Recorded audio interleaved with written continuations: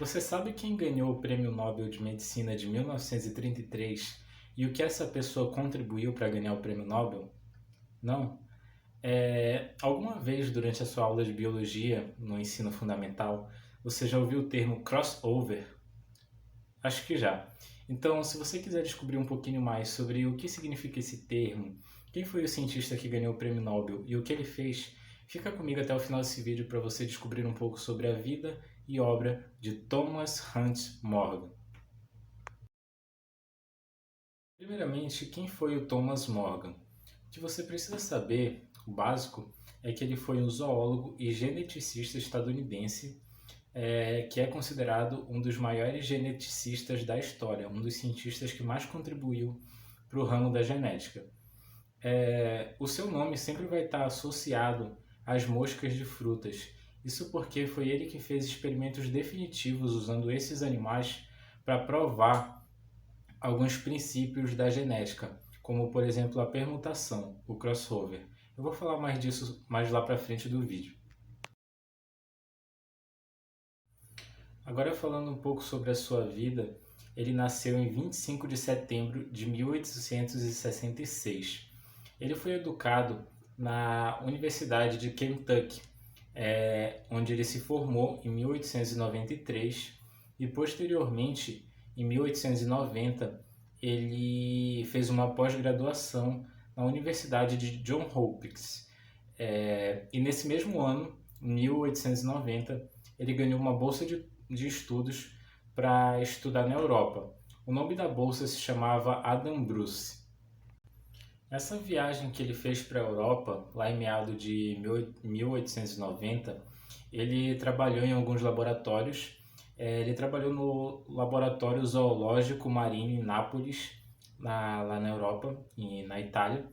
Mas antes disso, eu preciso falar que ele já tinha trabalhado em laboratório. Na verdade, ele passou a vida dele não inteira, mas a maior parte da vida dele trabalhando em laboratório.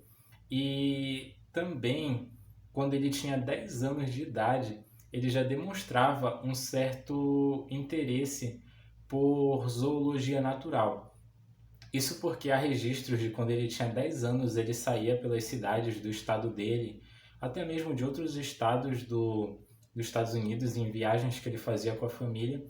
Ele andava procurando fósseis, gostava de examinar animais mortos, sempre teve esse interesse pela biologia natural. Ele sempre foi aquele tipo de cientista que gosta de tocar, que gosta de estar em contato com a natureza.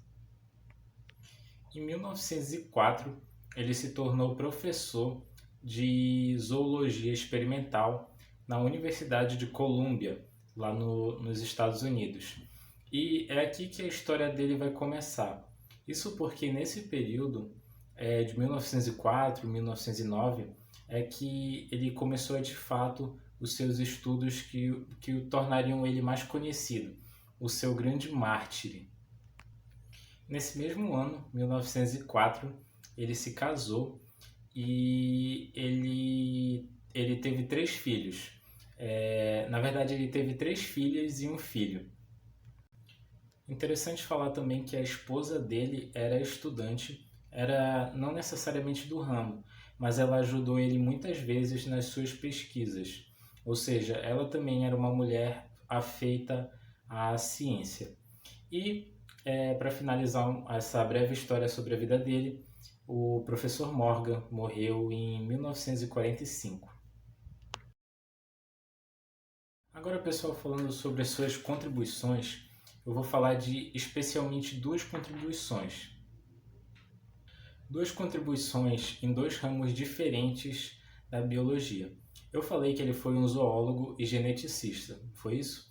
Então, eu vou falar sobre 2 contribuições em 2 áreas distintas da biologia.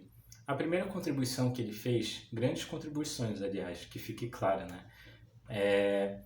A primeira contribuição foi que ele realizou estudos usando as moscas de fruta que permitiram os cientistas analisar e identificar os traços genéticos, como os traços genéticos são passados através de um indivíduo para o outro. E também foi ele que demonstrou, que abriu terreno no campo da biologia, do papel do cromossomo, de como as informações das características fenótipicas do indivíduo ficam armazenadas nos cromossomos e que elas sofrem frequentemente mutações, seja pela permutação ou seja por mutações independentes. Como eu falei no início do vídeo, foi ele que descobriu e deu nome ao termo crossover, que é quando os cromossomos trocam informações entre eles, podem trocar partes diferentes e podem trocar de lugar entre si, ou seja, é a permutação entre os cromossomos. E a segunda curiosidade é na área da embriologia, em que ele demonstrou, evidenciou um experimento.